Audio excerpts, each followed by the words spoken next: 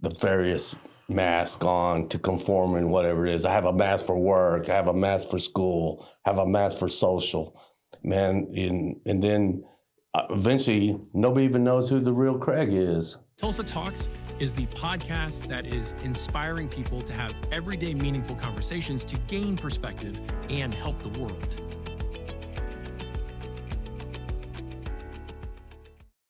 We have Eddie Rodriguez here. The focus today is on understanding addictions. Eddie, welcome. Thank you for being here. Thank you, Craig. I really look forward to this. So, understanding addictions, how do you understand them?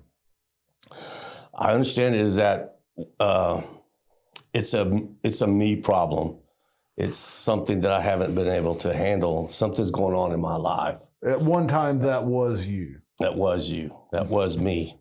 Exactly. You went through that personally. And it's always trying to conform or be accepted. I spent a lot of time trying to impress the wrong people. And when I had issues that I wanted to talk about, well, I always reached out to my peers, which are knuckleheads just like me. So you said you surrounded yourself with a bunch of knuckleheads because you might have been one? You're right. We all do, right? What's a 14, 15-year-old going to give me advice on life skills? He's just going to tell me what he does to help him get through whatever it is he gets through. And so then I used the same coping mechanism he used.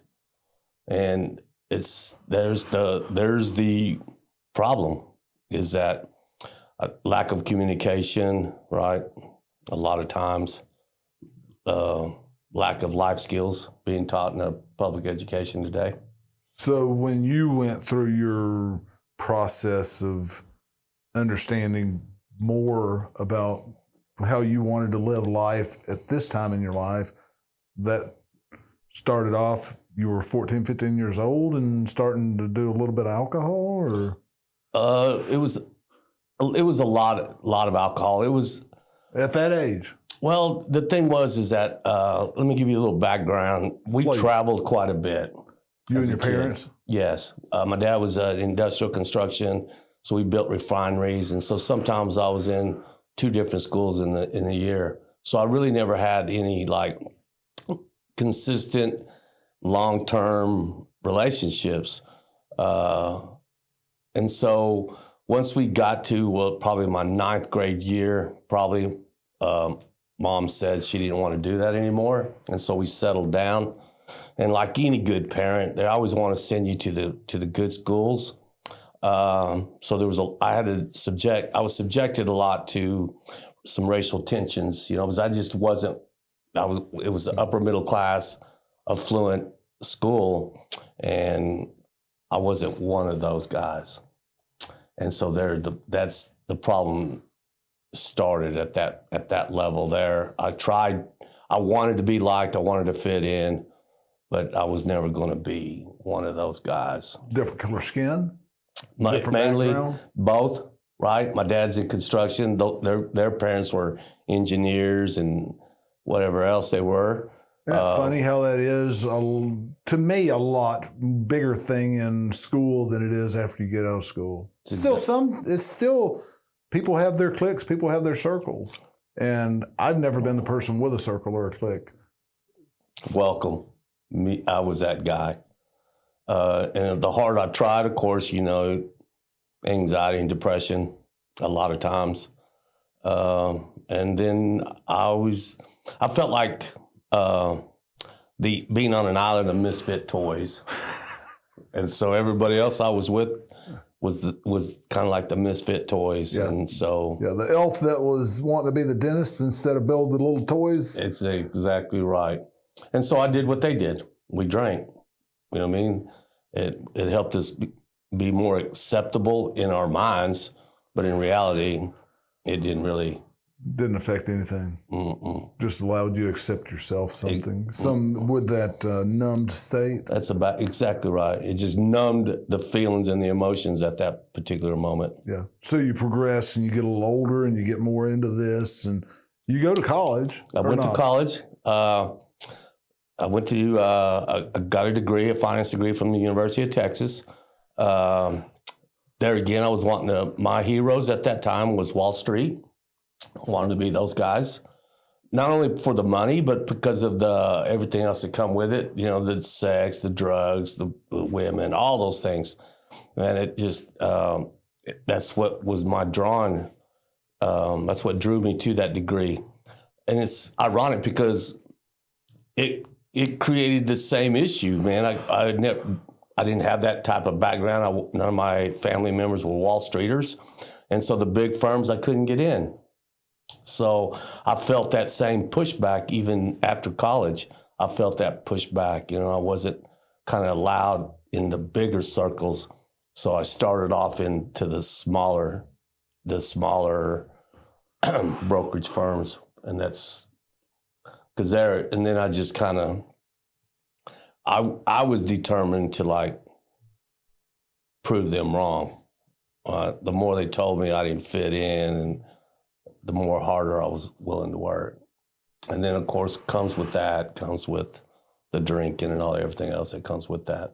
Yeah. How did you do with that? You do okay with the career? Not really, because it wasn't really what my purpose in life was.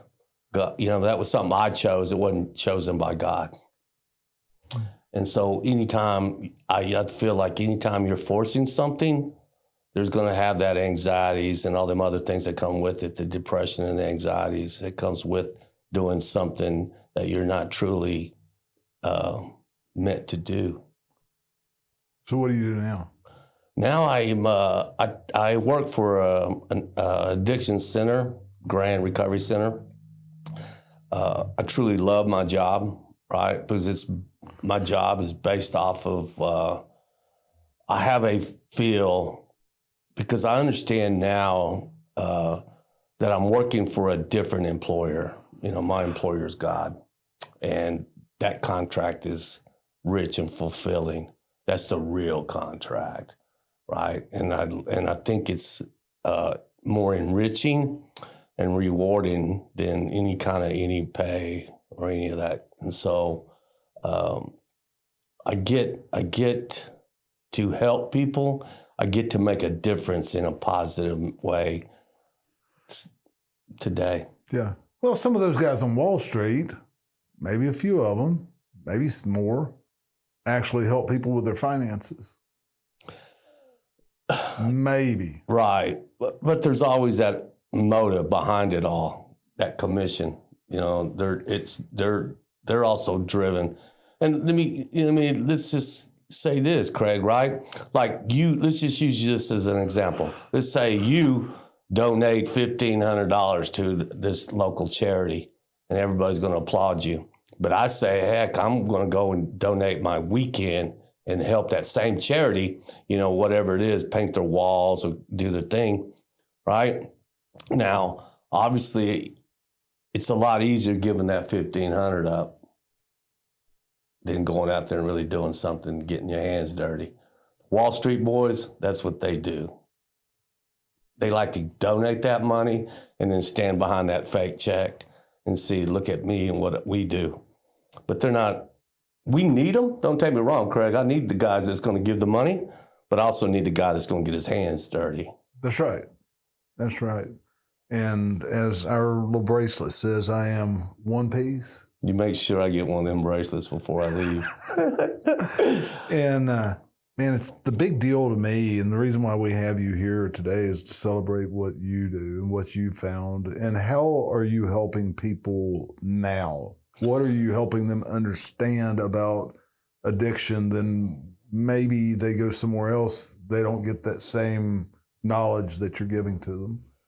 I feel like I'm more of the guy that says, I'm going to walk with you through recovery and encourage you. You know, I live by this acronym of BRAVE, right? And I try to every day I try to be brave. And what does brave mean? Like the B stands for establishing healthy boundaries. R means reliability. We have to start doing and saying the things that and when you say those things, you got to do those things. A, we have to start being authentic. take the mask off, right? We have to be authentic in who I am. I can't be who you want me to be, right? V, that's kind of a vault. We like to be, that's the confidentiality. Just because I don't share your baggage with anybody, but I share other people's baggage with you. Man, if anybody's telling anybody else about somebody else's baggage, they're telling everybody about everybody's baggage. Either you have a vault or you don't. That's exactly right. So if somebody goes and tells you something about somebody else, say, yeah, their vault's open. So I cannot share with that person and expect them to have a vault for me. That's exactly right. And I think, and then E means empathy or encouragement. And I think if you live by those acronyms in recovery, if I can trust you and share things with you and you come from a non-judgmental view, I think we can build that relationship so I can help you get through the things that you're going to have to get through in recovery.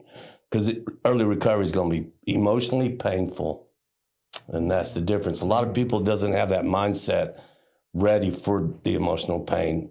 And I try to instill it and say, it's coming, be prepared. Isn't it crazy how the human being functions when you think about it from a higher level?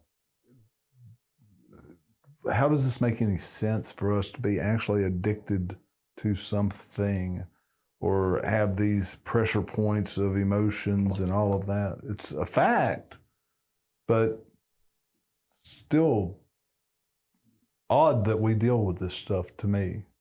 And everybody does. I agree. Everybody does. Everybody does. So give us that acronym in just the letters BRAVE. B is for? Boundaries. We have to set healthy boundaries. So it's boundaries. Reliability / respect. A is authentic or accountability, one or the other. I think authentic and being accountable is the same thing, kind of. V, you can't share anybody's baggage with anybody. I gotta be able to trust you, and you gotta trust me. And when we violate that trust, there goes that relationship. That's a big one. As soon as I feel like I can't trust you anymore, I'm not sharing, I'm not being authentic with you anymore because I don't trust you. And then empathy and encouraging, right? I have to be encouraging to you. You know what I mean? I can't boldly tell you, I can just encourage you. And then I have to have empathy of what you're going through because I've been there. How was your walk through recovery? Was it perfect? I made, and I think that's what helps, is that I'm more authentic about it. I prepare them for the mistakes that I made. I'm not the guy that says, do these things and I can guarantee success. I want to say, look, these are the things I did wrong. These are the things I struggled with. Be prepared. But right? You might have some struggles and they might be different than mine. Exactly. Here is best case scenario of how to walk this out. Here are some struggles that might occur. You need to be surrounded with people to be able to help you if you have those struggles so you don't turn around and do 180 degrees back into what you were doing. That's exactly right. Because a lot of times it's that emotional pain that we're not built to deal with. Face it, especially us men, wasn't allowed to cry or share those kind of Dude, emotions. I'm going to man up and just make it happen. Well, that only works so much too, right?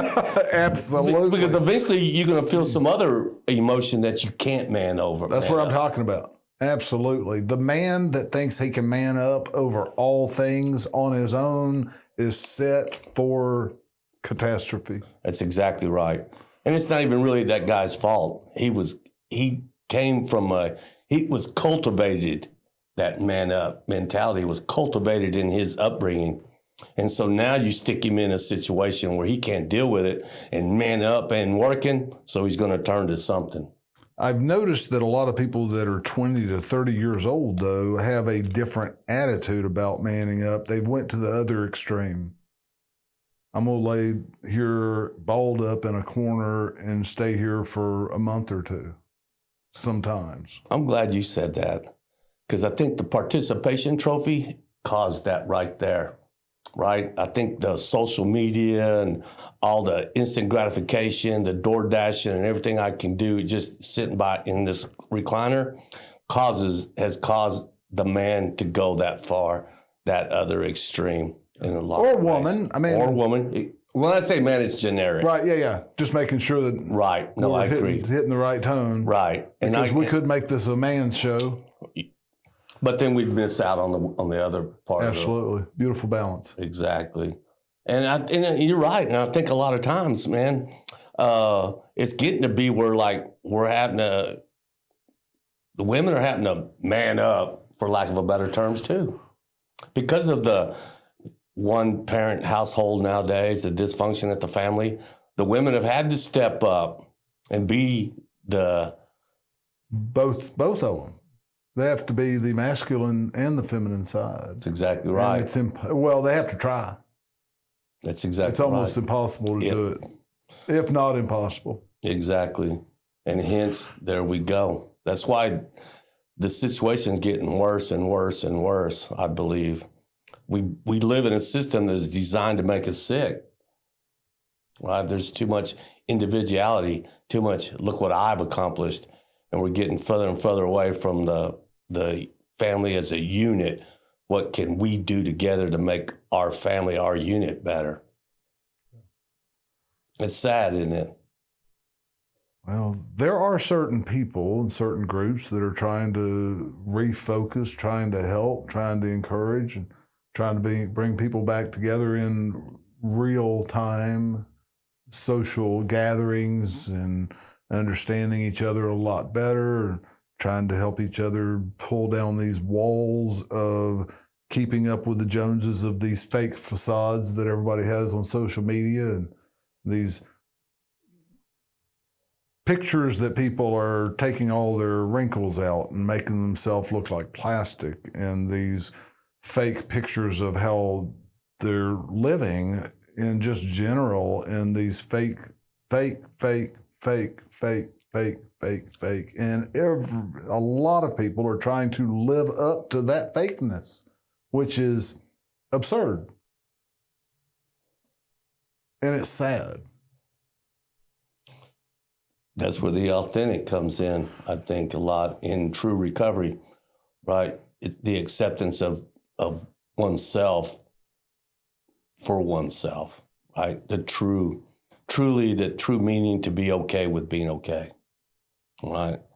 That we don't no longer have to put the various masks on to conform in whatever it is. I have a mask for work, I have a mask for school, I have a mask for social, man. And then eventually nobody even knows who the real Craig is. Including Craig, because he's got multiple masks.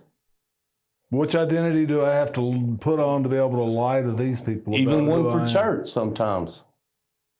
Even one for church. Yeah. People used to just change their clothes and maybe change a little bit, but it seems like it's a lot more drastic, a lot more masks to put on now. Yes, I agree.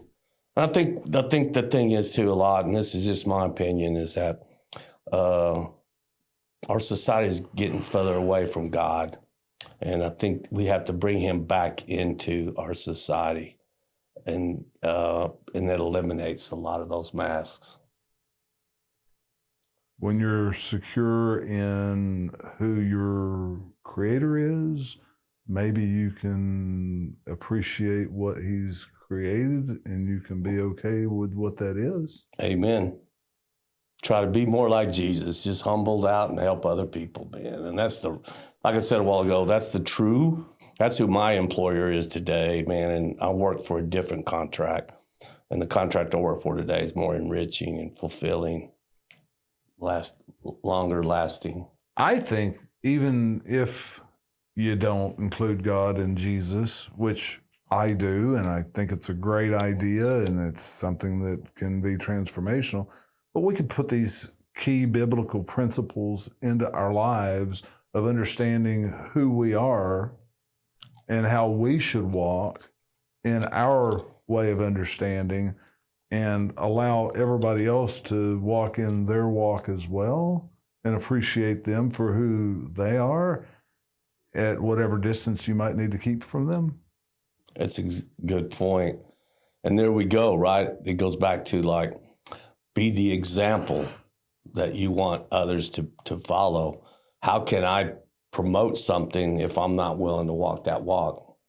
And I think that's the beautiful part of recovery, you know, and that's, you asked that earlier, and it's like, that's what I think is different than me than the rest, is that I'm not in there teaching you. I could care less about all that. I'm just going to be the guy, the authentic guy. This is what I've done. This is what helped me. And I'm going to encourage you to find your own path to that same. Doesn't matter how you get to heaven. We just got to get there. Understanding. I do play wordplay sometimes. So if we're standing and we don't have anything under us, maybe we don't have the right understanding. What are we standing on? And what are we being covered by in recovery? I think what you said you found is the standing in your under platform. What's underneath you is God. So your understanding is where you're standing on God. And how can we be recovered if we were never covered? Amen. Right. Where are you being brought back to? You're being brought back to a painful childhood that some people have experienced, of homelessness and addiction and daddy beating mama and going from place to place, not knowing where you might land. Is that what recovery is to these people that have had those childhoods? I hope not. Yeah, I would hope not either. That to me, that was what that was more of the driving force to drive them to their addiction. Right. They look at themselves in that scenario as a victim, and anytime you're still stuck in that victim mentality, you're never going to get out of the problem. Yeah. But if they were never really, any time in their life, felt like they were covered and protected and loved and valued and had some sort of self-worth, how do they get back to a place that they never were? How do they see a place going forward that has never existed in their life?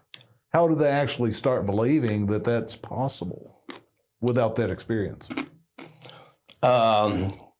How do you help them? I feel like I am the example, because I've been like, we were there together, right? Maybe not necessarily together, but I've came from that type of issues. You know, society's coming from those type of issues. And then there's those that have sought out other things, positive things, right, to pull them out of that rut. And I think that's what I think, to me, that if they have something to see that's concrete, to understand that there is something better than chasing the dollar and the glory and the social status. And I think that's where the authenticness and all that other stuff, I think that's what truly sets you apart. You're not just talking the talk, you're also walking the walk and being the example for them to see what it is that they're shooting for. And I think that's the thing. I see my life the way that I see my life because of my life experiences and other people that have inspired me along the way, like you're talking about now. It would seem to me like it would be almost impossible if I grew up basically homeless with drug addict family to come out of that mindset and that culture.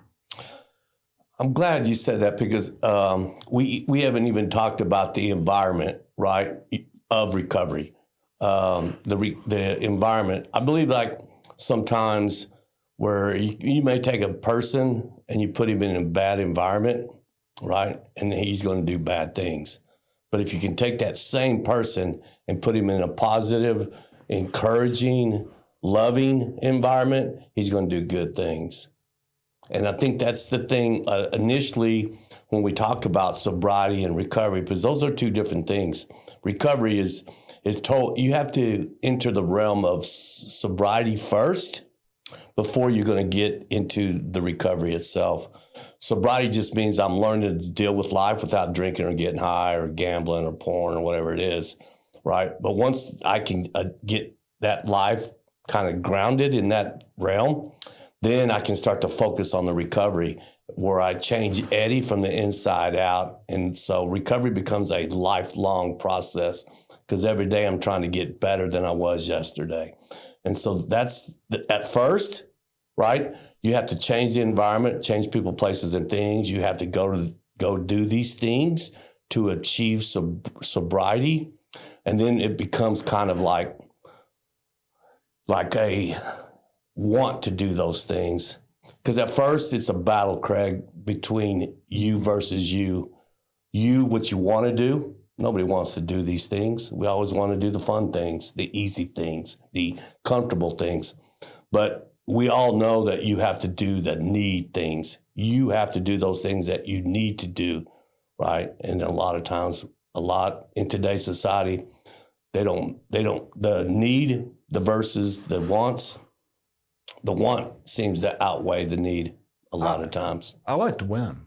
That's exactly right. I like to win. And I hope that other people like to win too. And win through difficulty is a lot better than losing through slothfulness or the easy way, to me. And the more wins that I get to check off my box in a day, the more gratitude and a feeling of accomplishment and self-worth that I have. Not that I always have to check off boxes, but there are certain things that I like to do in my life. I like to spend time with my wife. I like to feel productive with work. I like to be able to take care of my things and be a good steward of those things and be able to look and enjoy them instead of having problem after problem because I haven't been a good steward of my things, or my work falling apart because I've not enjoyed what it is that I've been given to do, or my marriage falls apart possibly because I haven't enjoyed spending time with my wife. So there's some checklists on my list of things to do that I really value, and doing the good things, even though they're hard sometimes, can be a lot better life. Bigger payoff. It's a lot bigger payoff. You were talking about investing. You wanted to be a broker a while ago. And pre-recording, we were talking about the easy way out or investing into things. And that's what we're talking about now. That's exactly what we're talking about now. Nobody really wants to invest into a relationship or into a career, right? It's all that instant gratification. You know, sometimes I'd go and I'd talk to them like, how you doing? How you like your job? You know, and they're like, man, I'm already getting applications out or resumes out. I'm already looking for something different. I'm like, why? Because they don't feel like they're making an impact or they're not really being fulfilled. And I'm like, well, you just started. How long they give how long are you talking about this time that they've just started? A year. Like, you just started. Same thing in a relationship or in a marriage. You know, I'm like, we're already having problems. I'm like, you just started. I mean, you've only been married a year, maybe even 2. You know what I mean? And they're not willing to put that investment. And that investment for recovery is going to require quite an investment.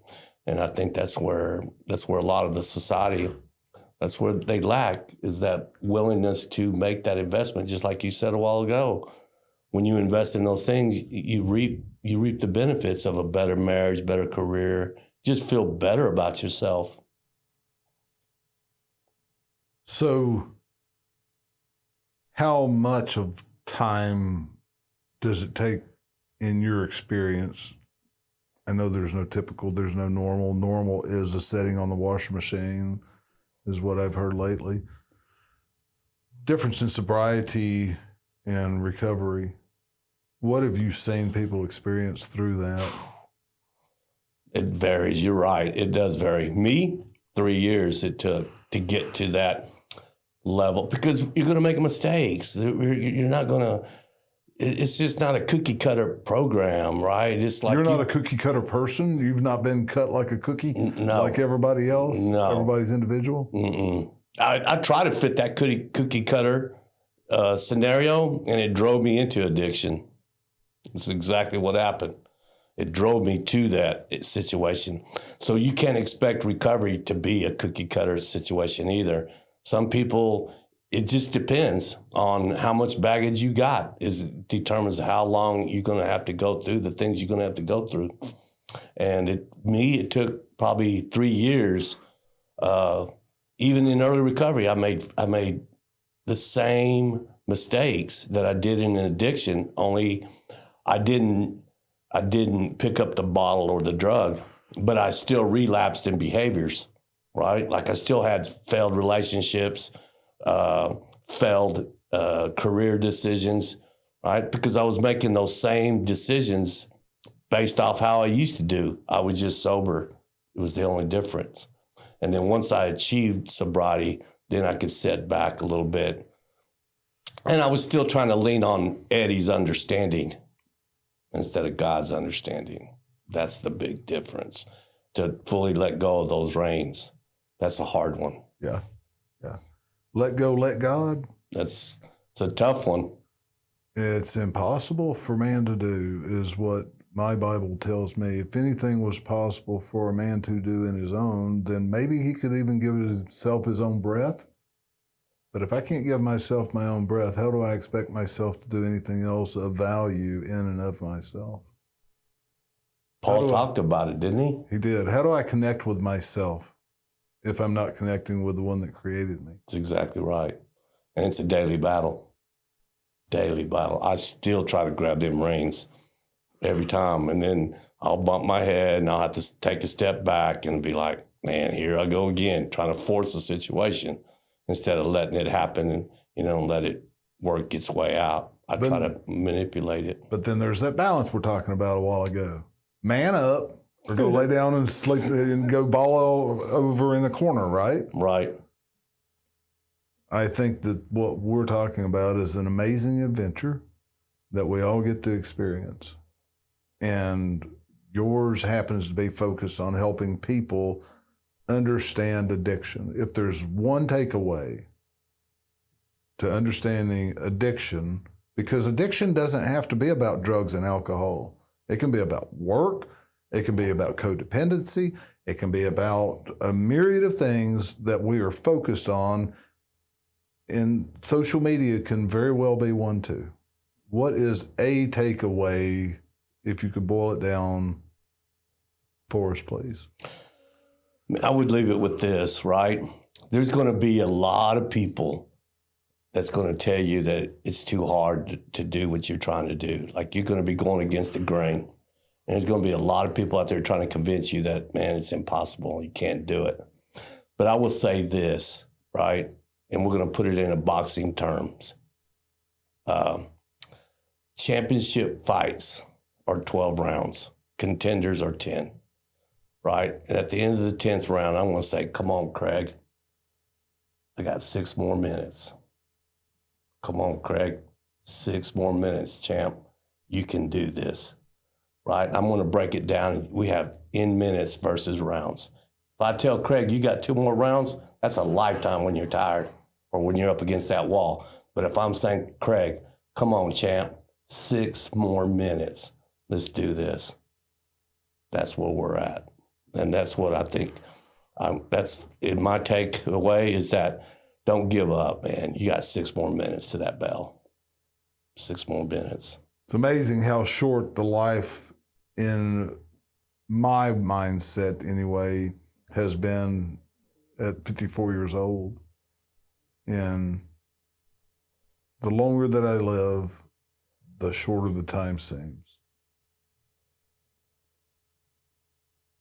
We don't get to be in these bodies that long. The moment by moment can be forever. The rear view mirror really shrinks it. So what are we doing today with what we have? How are we understanding that? And we only have 6 more minutes. 6 more minutes. Make it count. Make every one of them count. Don't count the minutes, just make every minute count. There you go. That's the key. That's the key, because when we count the minutes, they drag on forever and they're very painful. But when we make every minute count, the time actually goes faster. It's more enjoyable. Not wanting to age out any faster than I already am. But why would we not want to live with purpose and passion to be who it is that God has created us to be? And going through life experiences is okay. Getting stuck in them, the negative ones, is not okay. And people like us are here to help. Thanks for coming. Appreciate it, Craig. Thank you for having me. We are here to help you discover or develop your passions, how you can use them, and why you exist. How can we help you help others better?